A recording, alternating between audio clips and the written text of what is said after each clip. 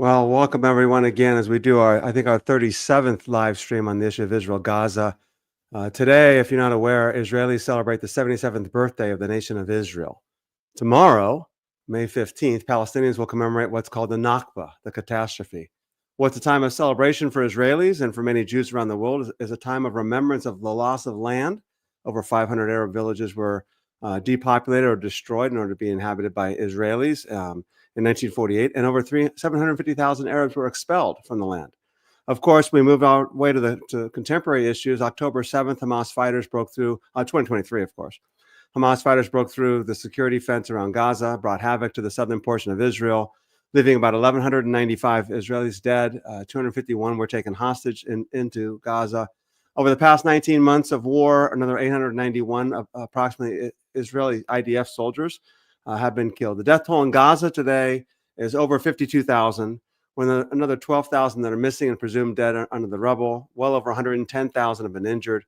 The Lancet, a medical journal in England, a prestigious journal, last year in August, said that 186,000 people will die in Gaza as a result of this conflict. The numbers derive from the fact that the final death toll in all wars is often between 4 and 12 times the number that may have died during the war itself. Though a ceasefire was brokered in January of 2025, that ceasefire was broken in early March. It was then that Israel imposed another complete blockade of the Gaza Strip. Since the first week of March, no food, no water, no gas, no medicines have been allowed into Gaza. We're approaching over 70 days now. The resulting humanitarian crisis is beyond imagination. Oxfam warns that the present blockade in Gaza is catastrophic. I wrote a lot about this in my blog that came out today on determinedtruth.com. Go to the blog tab there, and that 71,000 children, 17,000 mothers are suffering from acute malnutrition. Approximately 1.95 million of Gaza's 2.1 million residents are currently facing severe food deprivation. This means that practically every person on the Gaza Strip is presently experiencing acute food insecurity at crisis level or worse. Without immediate intervention, there will be a full-scale famine in the Gaza Strip. In my post, as I mentioned, that went live today, I noticed some of the long-term effects of famine, that even if a person survives famine, they'll have stunted growth, weakened immune systems, organ damage, impaired brain development. That will have long-term economic implications for them as well.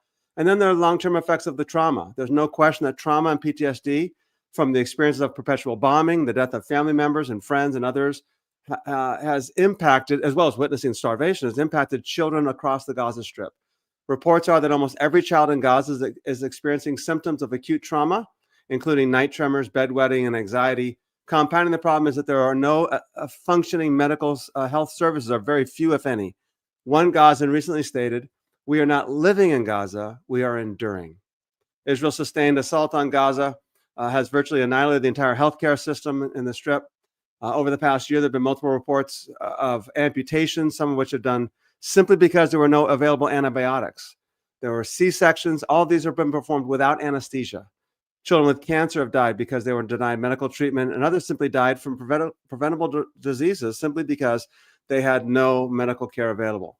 Since the beginning of Israel's assault on Gaza, water has been virtually unavailable. Over 95% of Gaza's water remains undrinkable, with infrastructure destroyed.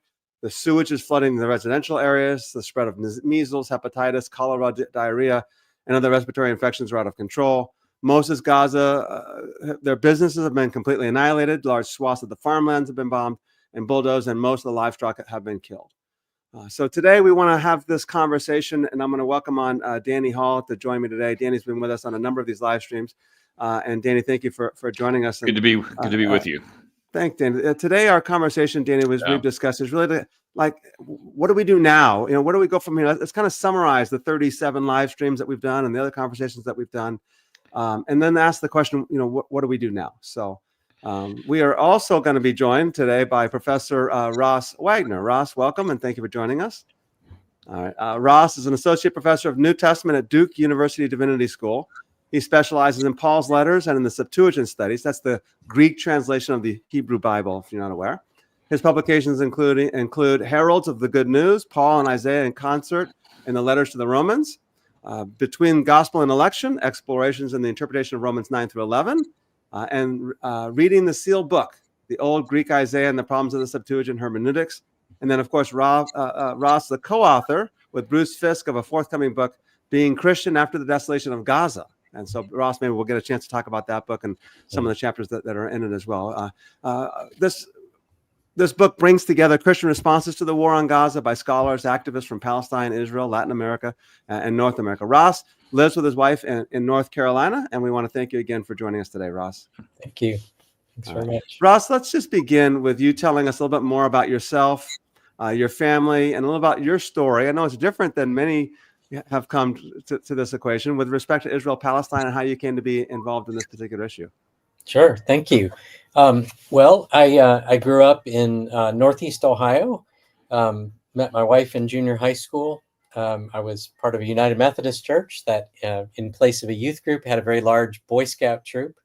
And I think I imbibed from a very young age this the Boy Scout oath, I do my duty to God and my country. It was a very coherent way of life. I think loving God and neighbor was the core of Jesus' teaching, and to be an American was to be for freedom and justice. And as I grew up, I talked about being catechized in the public schools, saying the Pledge of Allegiance, learning a very optimistic version of U.S. history, in which America, was a beacon of freedom for the world.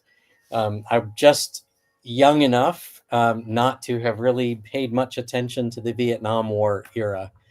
But I can remember the celebrations of the bicentennial in 1976, and starting to figure out what I wanted to do with my life. Jesus grabbed me just in a very direct way when I was about 15.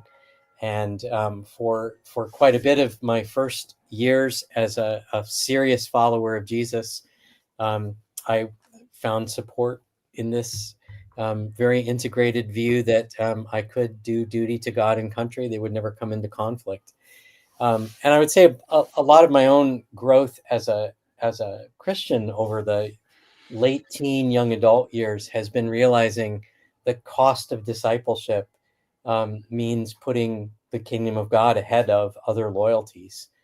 And my first trip to Israel was with a group of United Methodist pastors and youth, a pilgrimage tour during my junior year of high school, a deeply meaningful trip in which I met no Palestinians.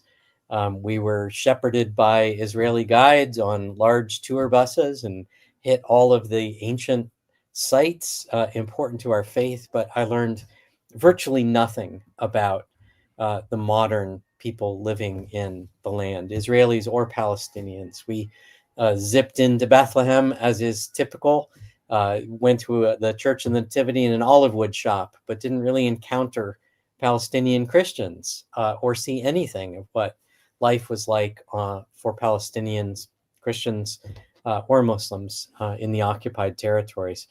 It was, I'm ashamed to say, much later, as I returned to the land with a group of Princeton Theological Seminary students, that I began to notice that there was a lot more going on than I had been taught.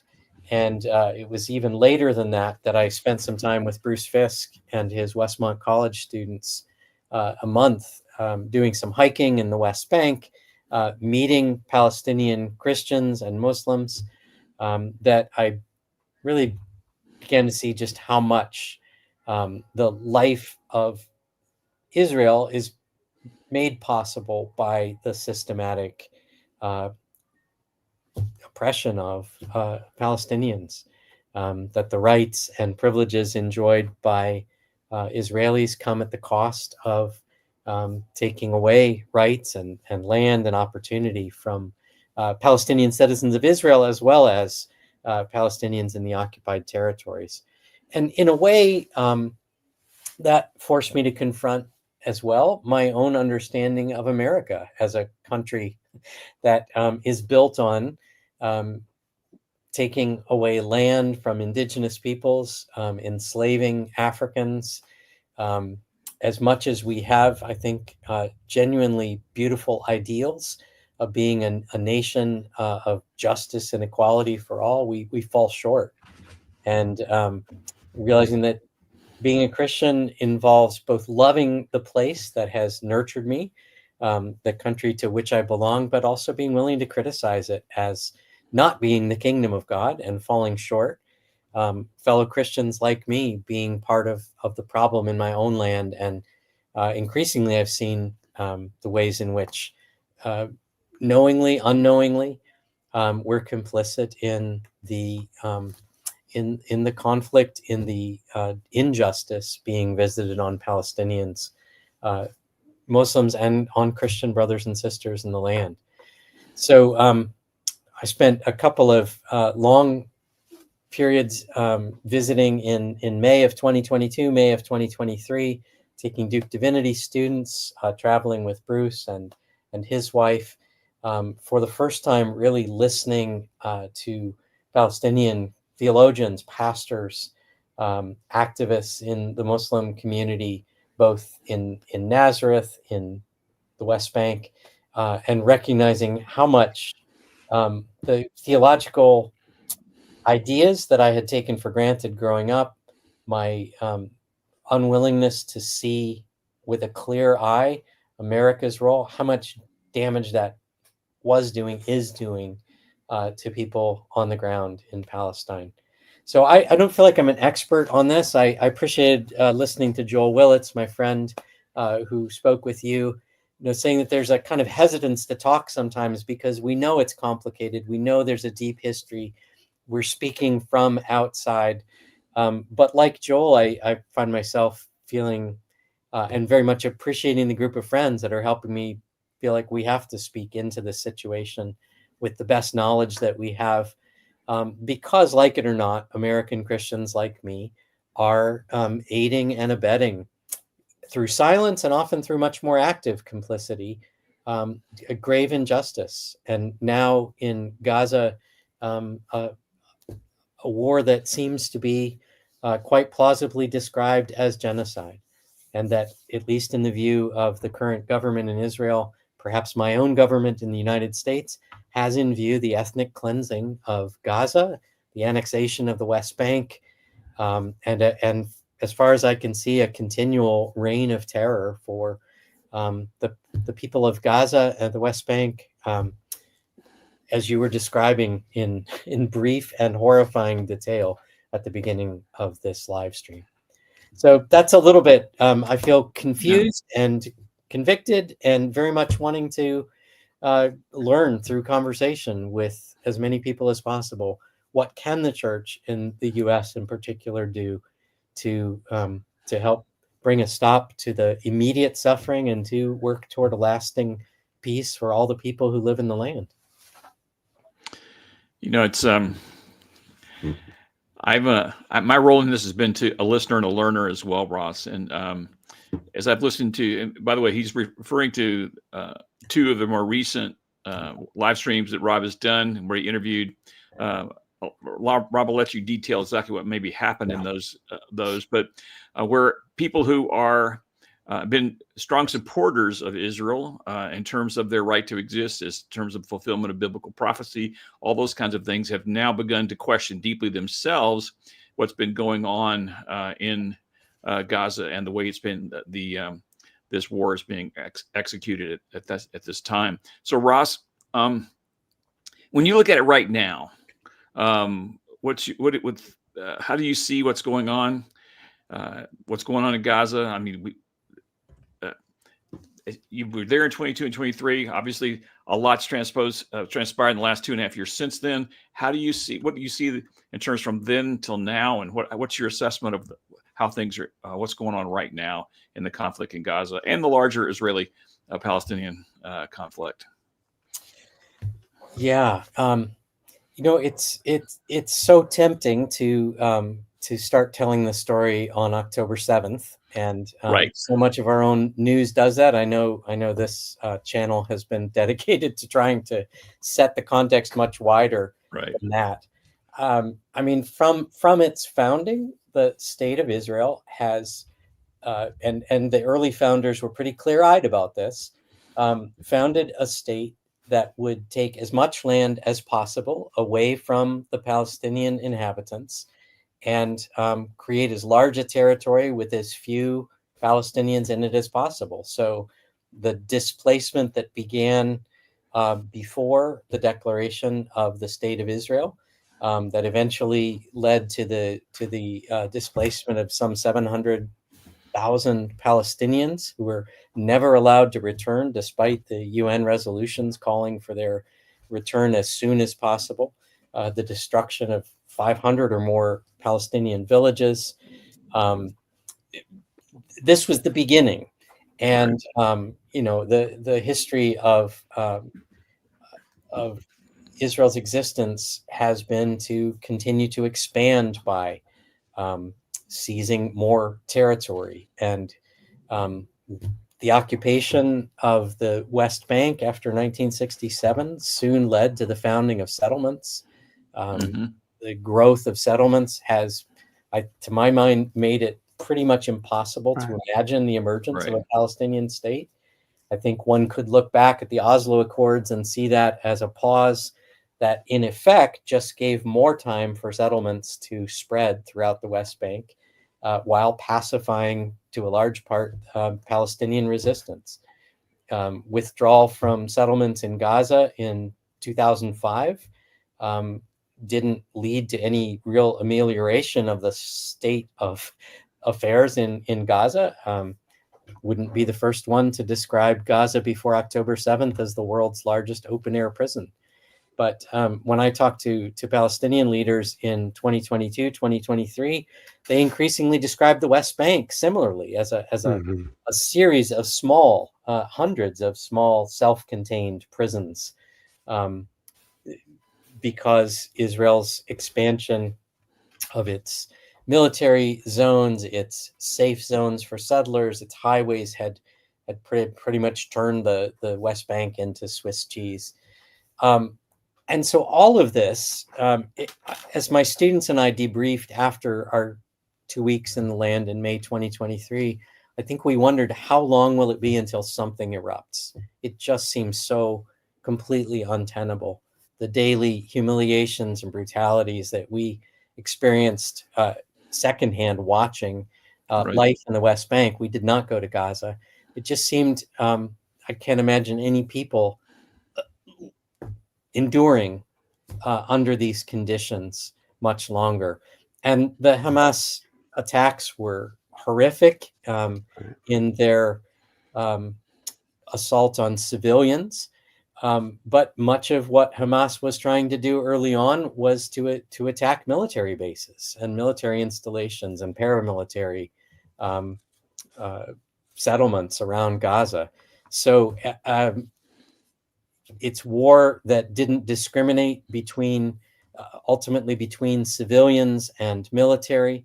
The response from Israel has similarly failed to discriminate carefully between combatants and non-combatants. It's a grand mess. I think there are clear evidence of war crimes on both sides. But over the last 18 months or more, the Israeli response has been so disproportionate, so thoroughgoing in its desolation of Gaza, in its outright assault on the entire population through starvation, through the destruction of infrastructure, that I think this is far beyond any kind of just war. Right. Or in the modern period, I mean, we can find analogies for this, but they are the analogies of total war that that the Geneva Conventions and other the development of international law has sought to prevent from happening, and it's happening in front of us right now.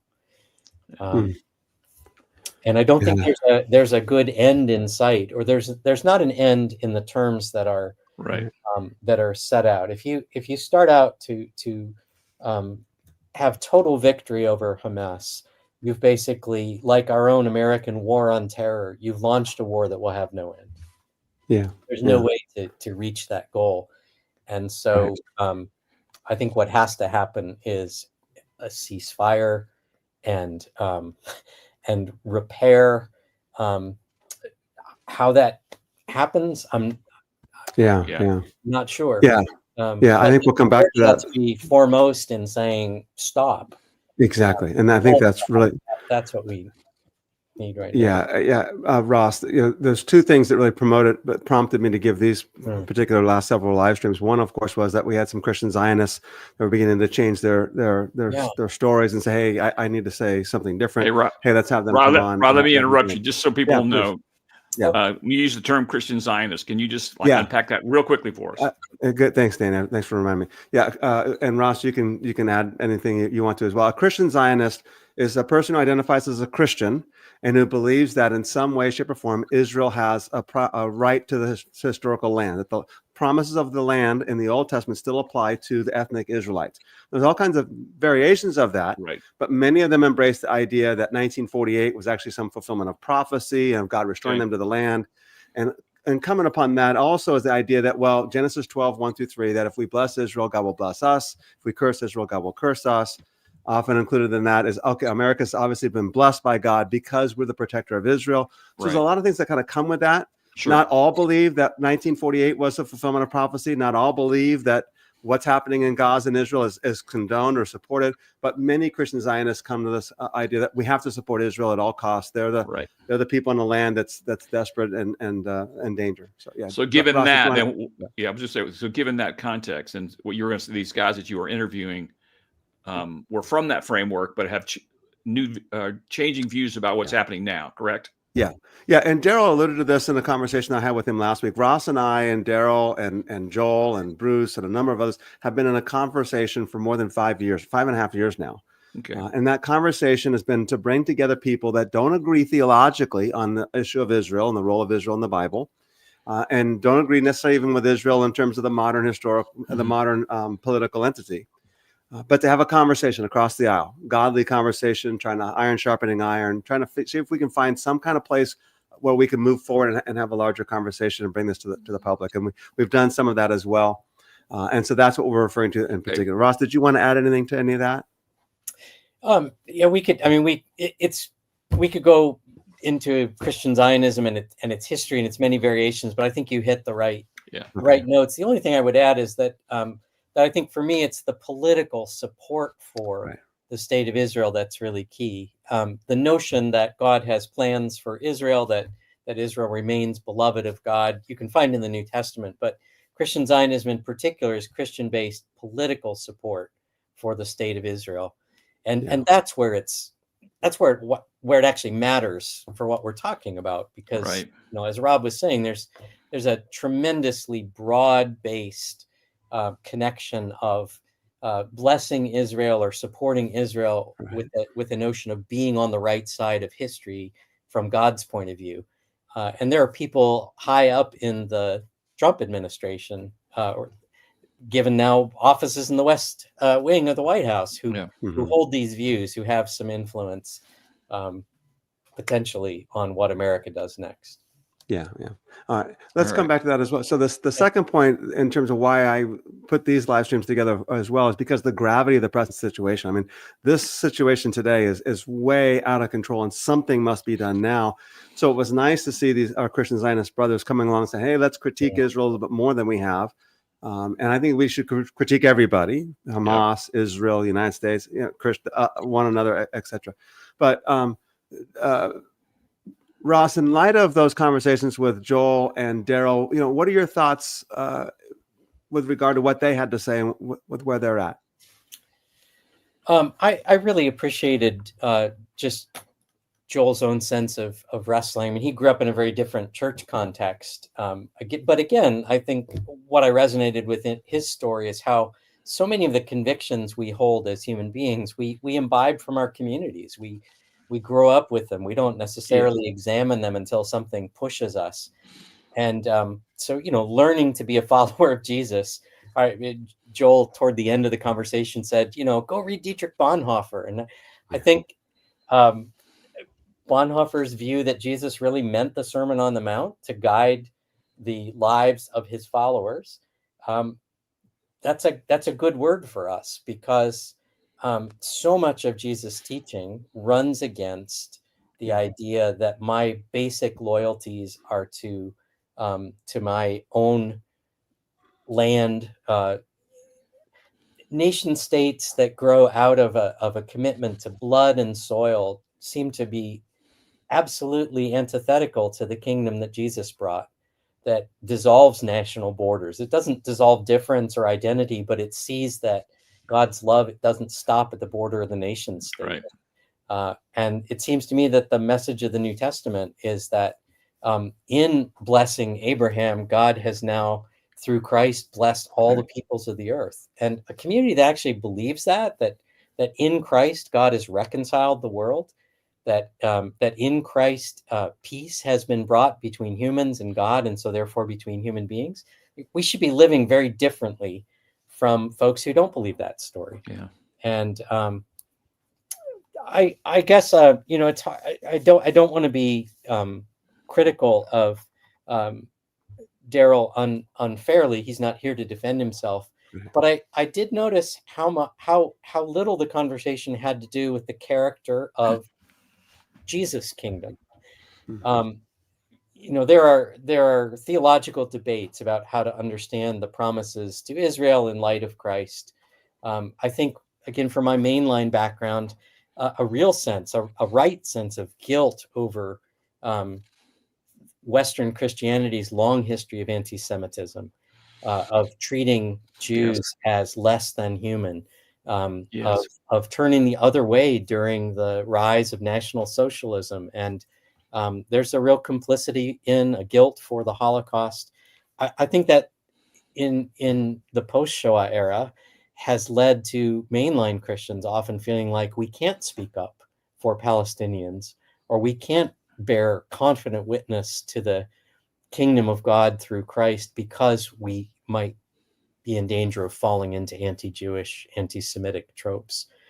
And so I guess I was fascinated how much of the conversation with Darrell was carried on in the passive voice when it came to what is happening. People are having their land stolen, or terrible things are being done. I mean, it seems to be a pretty clear case where the Israeli Defense Force is bombing indiscriminately with massive munitions that take out large buildings. There's a willingness to have collateral damage in the hundreds in order to take out one Hamas leader. These are very active, deliberate actions that that Christians should be able to point to and say that's wrong.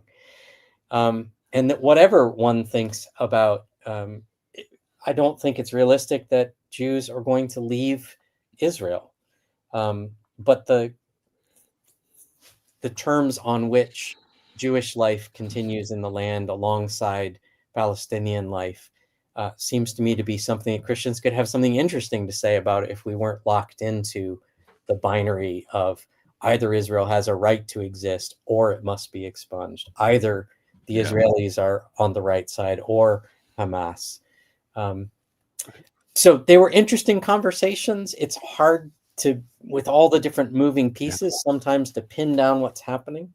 But I still wish I had heard more, I suppose, from Darrell along the lines of what I heard from Joel, which is that this war is an unjust war, that Israel is doing with its bombing, with its starvation of the population, doing things that the international community identifies as war crimes, and they should stop. Whatever the day after the ceasefire looks like, and there's a lot that has to be worked out. Christians ought to not really be waffling about whether this war ought to cease. We claim to worship Jesus who put an end to war. I think what happens, or at least one of my observations, and I feel it internally in my own, there's two issues that really sort of constrain me, and I look in others, and I think similarly does. And there's one, if you are a person who supports Israel prophetically, whatever that we're talking about, it's hard to know then how do we speak into that? How do we act prophetically in that? And then kind of attendant to that is the idea is what you just said is our voices get muted for fear of appearing to be anti-Semitic on one side. On the other side, it's hard for people to conceive of being pro-Palestinian without also being pro-Hamas. Mm-hmm. And so I feel like so many people are a bit at sea about what's the proper way to go forward, because ringing in our ears are all of these kinds of potential misunderstandings of anything we might say or do as being either anti-Semitic on one side or being pro-Hamas on the other. And it's all, like you said, it's more complicated. So I think what we're trying to figure out here today is, in the middle of all this mess, what does it look like for the church to act prophetically? Yeah. It's at this point that I think Palestinian Christians are really leading the way boldly. Can you open that up for us a little bit? Yeah, let me open it up. There's a coalition, an ecumenical coalition that took shape around a document called the Kairos Moment of Truth in 2009, modeled after a Kairos document that was instrumental in the apartheid era in South Africa as a church's witness against injustice.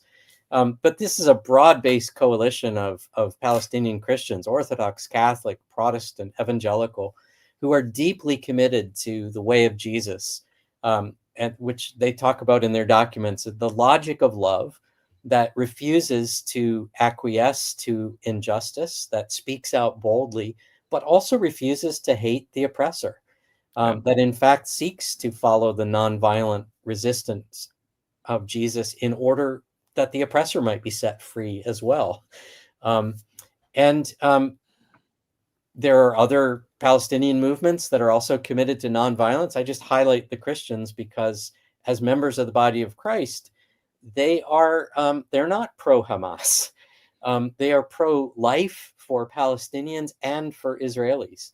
They are against the kind of apartheid system in which they live. They're against the occupation because it is unjust, but they don't seek to eliminate Jewish life between the river and the sea. There are strong Jewish voices as well.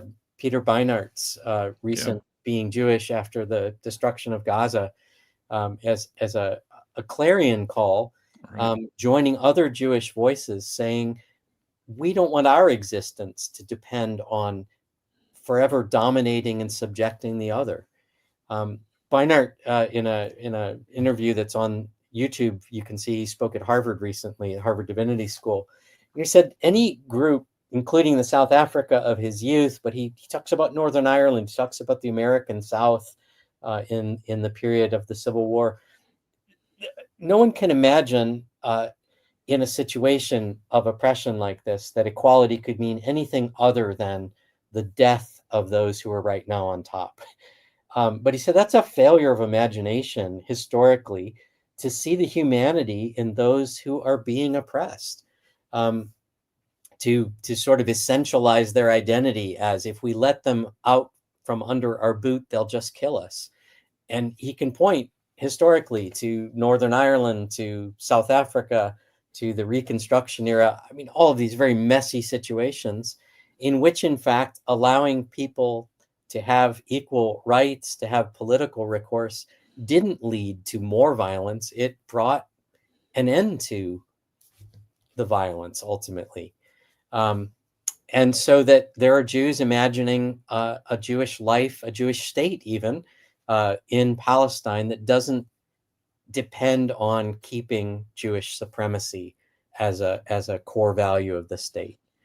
I'm not sure that Christians are in a place to solve political disputes for nations. But we can witness to a different way of life, and I just continue to go back to Palestinian leaders, Munter Isaac and Mitri Raheb, a younger generation, Yusuf Al-Khoury and Anton Dake and Lama Mansour, and I start naming folks who are creatively resisting the dehumanization of oppression without seeking to dehumanize those who are oppressing them. And I think if American Christians could come alongside and add our voices to theirs, we would learn a lot about what it is to follow Jesus, and we'd find ourselves in solidarity with folks who are living the reality of the kingdom in an immensely difficult situation.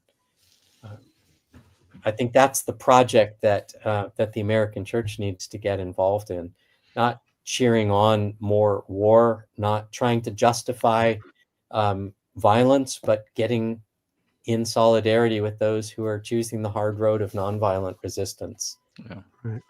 Thanks for that. Yeah, thanks, Ross. Let me take a few minutes now. I wrote a blog post that came out today on determinedtruth.com. Go to the blog tab, where I discussed at the end of the post, 5 things that we can get active and we could do now. Let me share some of them with us briefly now. And then I think I want to hear, Ross, if you have anything that you might want to add as well. So one of the things I think that we need to do, of course, is we need to act quickly.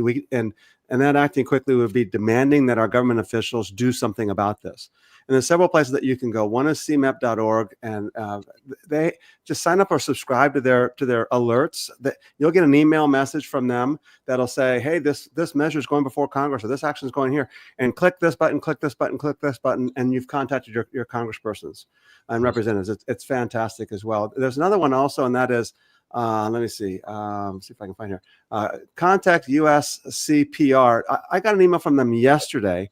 And it took me about 3 minutes. It's the United States Campaign for Palestinian Rights. It took me about 3 minutes to actually call both my senators and my representative and read a script that they had printed out for us. And when you put your information into their system, they will tell you who your congresspersons are. So all you do is you'll get a phone call from them. And they'll know, hey, this is your congressman, press this button, and they'll call that congressperson. When you're done, press this button, and they'll call the next congressperson. They know who they are because you've put the information in. It's actually wonderful and fantastic. So I think that's one of the things that I would encourage us to do right away, and that is contact our congresspersons to see if we can make a change. People are dying this very day. The next thing I would add is get informed, get more informed. I know this is a difficult issue in some ways. It's simple in other ways. And thank you for some of the comments that have come through. But we did a series of 5 live streams, of course, 5-part live stream on our YouTube channel that are titled "An Introduction to Israeli-Palestinian Conflict." Look at that series. Go to the playlist there on the Determined Truth YouTube page, and that'll just be an introduction. That's actually 6 parts, but they're 25 to 35 minutes long, introducing the whole issue, the history of the issue, what the Israelis are saying, what Jews are saying, what Palestinians are saying there also. And then, of course, on our YouTube channel, we have over 30. This is the 37th live stream on that particular channel as well. So then, of course, tell others. By the way, in terms of getting more informed, the Tell Us group, I would encourage you to sign up for their newsletter. They have a wonderful newsletter that comes out, I think, maybe once a week with some good information to it in it as well. Nimi.network has a lot of resources there. And then the next thing I'd simply say will be to tell others and get involved. We just simply cannot be silent any longer. We need to become active, and I would encourage you to tell others, but don't form like these one-sided silo communities where you get together and you only talk about how bad the others, Israelis are, or how bad the Palestinians are. Just get together with people across the aisle, have conversations there, maybe watch No Other Land together, the new documentary that came out, the Academy Award-winning documentary. And for that, by the way, other videos are available on justvision.org. They have a load of resources, videos, documentaries, shorts. And Just Vision is made up of Israelis and Palestinians. And then, of course, after that, we have to start realizing that fasting and praying is an important response, an important task. But I noticed, and I said this in my blog post, I didn't put fast and pray at the top because you know what? That's important, but we need to start acting really, really quickly. So, Ross, let me turn it to you and see if you have anything to add. And Danny, if you want to add anything, feel free to as well. No, those are all really good ideas.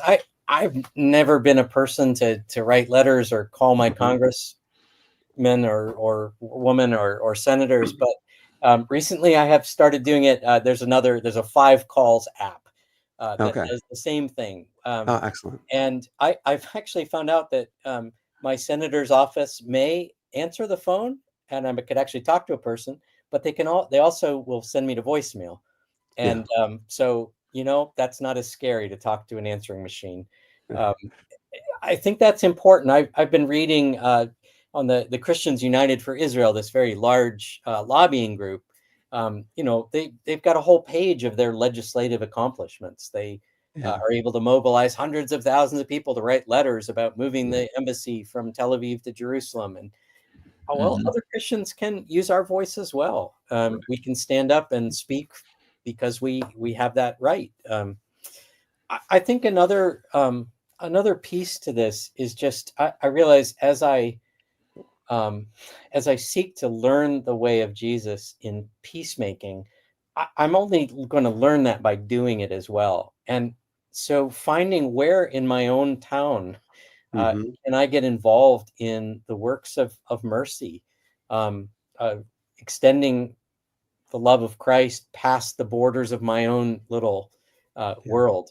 And I think if the extent to which I'm more involved in caring for the prisoner and the foreigner, the immigrant, the refugee, the more I'm going to have a heart for God's justice in Palestine. I think it's one of these things where we're not distracted by working for peace in our own place. We're actually strengthened in our understanding of what the peace of Jesus really looks like.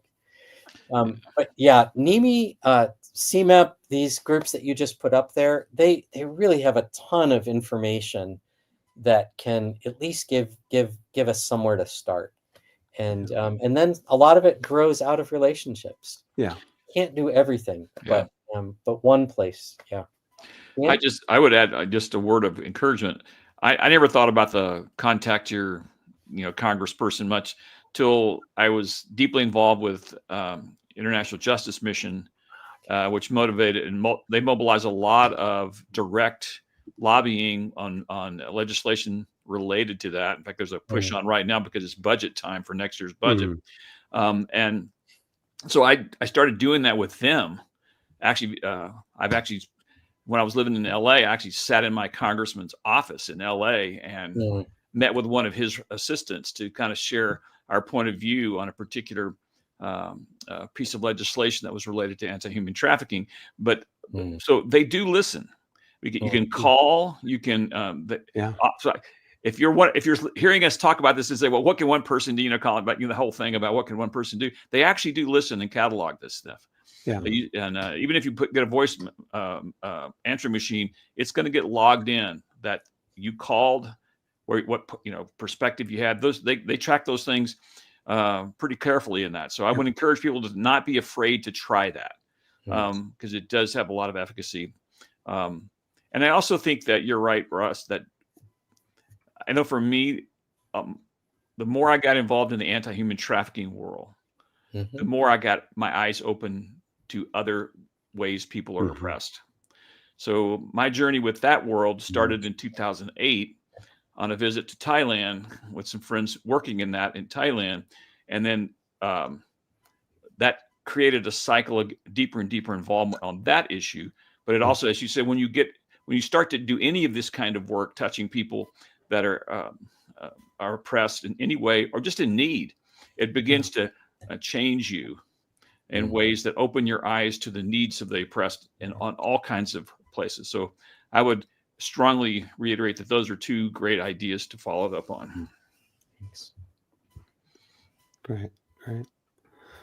Well, we're going to run out of time here pretty quick. I know neither one of you guys is a politician. You're biblical scholars, but what do you think is going to happen in Palestine? Do you have any? I know you don't have a crystal ball. I know you can't predict what's going to happen. You sit here today. What do you think? Where do you think the trajectory of this is going? You want to go first, Ross? Oh gosh, no. I know what I'm afraid of. I'm afraid of. I'm afraid of an Israeli government staying in power long enough to take steps to annex West Bank. The last Trump administration recognized Israel's rights to the Golan, annexation of the Golan. On the other hand, it looks like our president is quite interested in the Middle East more broadly and may put the brakes on the current Israeli government. I don't know at that level. My deepest hope is that that the worst won't happen, that there will be a rebirth of Palestinian life in the land. But I only say that because I believe that Jesus is the Lord, and Yeah. And that our prayers for justice are not in vain. Mm-hmm. Rob, do you have a clearer sense of what to look for? No, well, not really. I mean, my biggest fear right now is that this is almost a done deal, and that the Palestinians have been ethnically cleansed from Gaza. I mean, I don't know. They don't want to leave. That's really apparent. How they can stay there and actually have a functioning society is hard to know. We haven't discussed a whole lot the West Bank, as you mentioned a few times, Ross, but the West Bank is unbelievably on fire, and there are so many settlements in the West Bank. Those are Israeli citizens. They're living in homes and buildings for Israelis only in the West Bank, that you can't have a functioning independent state. So the whole idea of a two-state solution, that just seems to be for about 9 years now. The last time I was in DC well, not the last time, but in 2015, 16, we were briefed by the leadership of the Secretary of State of the United States, and said, yeah, there's almost no hope now for peace in terms of a two-state solution. How that might work then with absorbing Palestinians into a Jewish democracy, I don't know. But I do know this: we need to speak up now, because if not, I mean, the people in Gaza are going to starve to death as well. I mean, that's the first most imminent situation I think that we have to address. I referred to this Kairos, Palestine. You can Google them. They have a website with all of their documents. They some pretty. I would call it speaking the truth in love to the Western Church, but there's really straight talk about the way in which the Western Church has been captive to stories of nationalism and ethnic supremacy that has hurt our witness. But their documents are quite clear. I think here they're no more they're faithful to the New Testament in a very clear way, which is that their commitment to the logic of love isn't because they think it's going to work. Their commitment is because this is the way of Jesus. And it's not a strategy as much as a trust that God, who raised Jesus from the dead, can bring justice and life and peace even in this land. So as it's been said, that the relationship between Christian obedience and God's kingdom isn't cause and effect, but cross and resurrection. And I've seen our current ambassador to Israel, Mike Huckabee, has a pretty simplistic way of talking about his support for Israel. He says, the Bible says, those who bless Israel are blessed. Those who curse Israel are cursed. Well, I want to be on the blessing side. I've thought of a version of it that makes sense to me, which is Jesus Christ is our peace. And my brothers and sisters in Palestine believe that, and they're willing to stake their lives on that. And I want to be with them. That's how I want to live here. And I hope I have the courage to live in my own context and in solidarity with them, the way that they're displaying right now, and day to day, and that commitment to trust that living the values of the kingdom is the way God is going to bring the fullness of Christ's kingdom on earth. Right. And you don't necessarily even mean that with the exclusion of our brothers and sisters in Israel or anywhere else. No. Yeah, exactly. It means in partnership with them. Yeah. Right. Yeah, very good. All right. Whenever I hear the statement like Huckabee's, I'm always reminded that the Bible's own prophetic tradition, the books of the prophecies we have, show that does not mean blanket support of everything they do. In fact, for their own good, God called out their injustices very clearly, and actually put them in exile because of their injustices. And so, to me, that's it's a red herring to go into that, to me, because it's played like a trump card, like we can't say anything else because God's only going to bless us, we bless him. Well, God himself said, no, I'm going to send my prophets to speak truth to those who are being among my people who are being unjust. And so I think we're trying to recover, or at least in some sense have a small place in that prophetic stream as well. And there's I don't know, we're running out of time here, Rob. I don't know how you want to wrap this up, but criticism is often made why this issue, There's so many atrocities around the world going on right now. In the Sudan, it's just horrible what's happening there. Most of us are completely unaware of the depth of that injustice there. And we can name many more. Why do you think the whole Israeli thing, the Israel-Palestine thing, has such a central focus in the psyche of the world, if you will?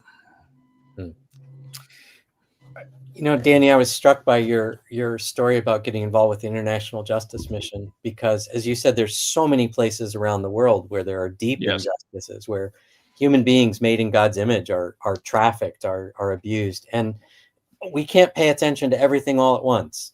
So Correct. It's a good thing to be involved anywhere. Right. I think this issue has quite a bit of attention because America over the last decades has come to see itself as the uniquely divinely ordained protector of Israel. And in a sense, our own national identity is very deeply entangled with that of Israel. So I think this issue gets a lot more attention. I would say, as an American, my tax dollars are going by the billions to support this war on Gaza. And so I'm interested even just for that reason. Yeah. I don't think one justifies ignoring genocide in Darfur by pointing to genocide somewhere else, but the flip goes as well. You don't justify overlooking injustice in Gaza because there's injustice happening somewhere else. Yeah. The only thing I would add to that, thank you very much, excuse me, is that the church's complicity in this issue as well. In other words, so a lot of Christians, I think, have been influenced by American media so that we're supporting Ukraine in the war against Russia. And our tax dollars are going to support. And I've spoken up against that war many times as well. But this issue, more than anything, is an issue where the church is wholly endorsing a war and justifying a war and ignoring the greater issues of injustice that are going on. And I think that's the issue of calling the church to say, hey, guys, we need to be the peacemakers, as Danny said, and as you said, Ross, about bringing peace. That's the gospel of peace, and Jesus ended all wars. And I think that's a big issue for me. Yeah. Wow. Well, one last thing we didn't fully develop. I don't know if we got time to do this, Rob. Yeah, we do. Is again, if we want to be supportive of the Palestinian people, again, in the current milieu of so much of the evangelical church in America, when you do that, you're immediately accused of being either anti-Semitic and pro-Hamas. So could either one of you speak a little bit into how do we parse that out? How do we clarify in the way we talk about it and in our actions between support of Palestinians and non-support for Hamas, for one thing, and how supporting Palestinians is not inherently anti-Semitic? Because that's the conversation that I run into constantly. So I wonder if both of you could quickly speak to that one before we close. In his discussion at Harvard with the Shalom Magid, Peter Beinart noted that there's a massive dispute in the Jewish community in America as well over whether to be really Jewish does one have to support the state of Israel. And this is a discussion that is weaponized against Jews who want to stop the war, as well as outsiders, as Christians like us. I think that to distinguish between the Jewish people and the state of Israel is absolutely crucial. As Beinart argues in his book as well, it's crucial to the safety of Jews. He tells a story. My family is from Switzerland, but German heritage. I heard stories in World War II of suspicion from neighbors about whether my family was really American or not. And Beinart says, well, of course, that's unjust, that any German is not necessarily a Nazi. And I think to imagine that any Jewish person is responsible for what the state of Israel does is similarly crazy. But his point is that the closer that you identify Zionism with being really Jewish, the more that endangers Jewish people around the world. To be Palestinian is not necessarily to support Hamas. There's quite a bit of dissatisfaction, especially since the war has drug on, even within Gaza itself, as dangerous as it is. to protest against Hamas, you've had public demonstrations. And Palestinians in the diaspora around the world, Palestinians in the West Bank, have lots of different political views. And many of them are not sympathetic to the kind of violent resistance. So I think to distinguish political parties and political systems, even states, from the people is crucial on both sides. I think there are strong Jewish voices and strong Palestinian voices that are for the humanity of all people, and that are not cheering on their particular partisans on either side, but would like to see a resolution that respects the humanity of everyone. I will note just one other thing, which is that Syria has just come out of, hopefully, God willing, out of a terrible civil war. And some of the people that we thought we would never see world leaders talking to are now apparently part of the solution going forward to bring flourishing back to Syria. Some of the early leaders of the state of Israel were identified with some of the most violent factions in the birth of the state of Israel. And yet they became part of governments that were recognized by the world. I can imagine that there might be a future for Palestinian politics that is neither controlled by Hamas nor imposed from the outside, but that Palestinians themselves can decide how to move forward in a constructive way politically, that follows a path other than violence, that, like other places, incorporates people who might seem to be beyond the pale right now. Well, I don't know how I did that. There you go. Yeah, thanks, Ross. I would add, Jane, I did a live stream at the very beginning, October of 2023, maybe the beginning of November of 2023, with Salim Anfus, and that's on the on our playlist there under Israel-Gaza war. And I asked him specifically that question, why did Hamas get elected? So that was one of the issues that we discussed there. But one of the problems, of course, also is the fact that it's a misunderstanding of what's happening there. Hamas was elected in 2006. So over half the population in Gaza today that still survived is under 18 years of age. They weren't even alive at the time Hamas was elected. So then you have to figure out the fact that anyone that's under 37 wasn't even able to vote when Hamas was elected in 2006. So you have about 77 to 80% of the population in Gaza today that didn't even vote and weren't even able to vote at the time Hamas was elected. And then you have to remember that Hamas didn't win a majority of the votes. They only won a plurality. So you take that 20% of the people that are alive, about 450,000 people in Gaza, and maybe 35 to 40% of them actually even voted for Hamas at the time. So you got to remember, it's not a very large population that actually voted for Hamas. And then they voted for Hamas because, well, they knew the Palestinian Authority was corrupt and they didn't want any more of that. Salim said that they voted for Hamas because they wanted change. And others voted for Hamas because Hamas was actually doing camps for health care. They were doing things for schools and education, having a booklet. They were doing community service things. Right. Remember, Hamas isn't just a military establishment. They are the governing powers. And so people said, okay, we'll vote for Hamas. So it's actually a little bit of a misnomer, I think, to simply say, oh, these people want Hamas. The average Palestinian is actually a good person, Muslims, Christians, and others. And they just want to live in peace. I was in a conference call with one of the Palestinian leaders, I won't mention the name right now, within a week after October 7th. And his response, he was asked the question, what about Hamas? Doesn't Israel have to destroy Hamas? And his response was this. He said, you give us justice and we'll take care of Hamas. There you go. This is an issue of justice. It's not an issue of right. Hamas and militancy. And Hamas, of course, has renounced, has acknowledged Israel's right to exist in the 2018 charter. There's a lot of things like that as well. And I know the book that Ross is editing is going to have a chapter on Hamas, and it's going to have a lot of good information there. That won't be out of it for right now, but there's a lot to be said for that. And one of the things that we do in warfare, last thought here, and that is that it's easy to demonize the other side, and then it's, of course, easy to justify killing them. The Native Americans in the Declaration of Independence were savages. And if they're savages, that means savages attack you. So you have to attack them before they attack you.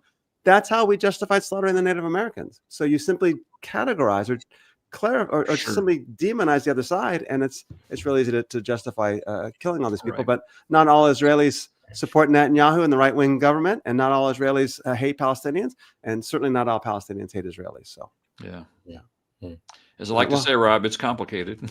yeah, we've talked about that. So you're right, but yeah. So thank you so much, Ross, for your Yes, time. Thank you appreciate that thank so you, much. Danny, for hosting as well. And we just hope that everyone can get more involved. One of the things that you can really do to help us a lot is subscribe to our YouTube channel if you haven't already. Go to the Determined Truth Facebook page and follow that page. And then wherever we post, which is almost daily, like that post, make a comment, and even share that post. All that helps move what we're doing up on the thing. Because Ross alluded to Kufi before, they get tens of thousands coming on a live stream that they do. We get dozens or hundreds or whatever. And the only way we can make a change is for us to have a grassroots movement to really begin to make a change. So thank you very much, Ross. Thank you, everyone that's been watching. Right. One last thing. Someone made a comment here really quickly that you don't get to call yourself a member of the Abrahamic faith while you watch kids starve to death. And I think that goes back to your point that Israel, Dan, I think made, Israel critiques Israel. The prophets critique the prophet, critique others, and we need to critique our own. So I think that's great. So thank you so much, guys, for everything. And thank you, everyone. Our next live stream is next Thursday. We'll get the promo up for that soon. It's on immigration. America's one of the world's top 100 most influential people. Russell Young will be joining us next Thursday. So thank you. All right.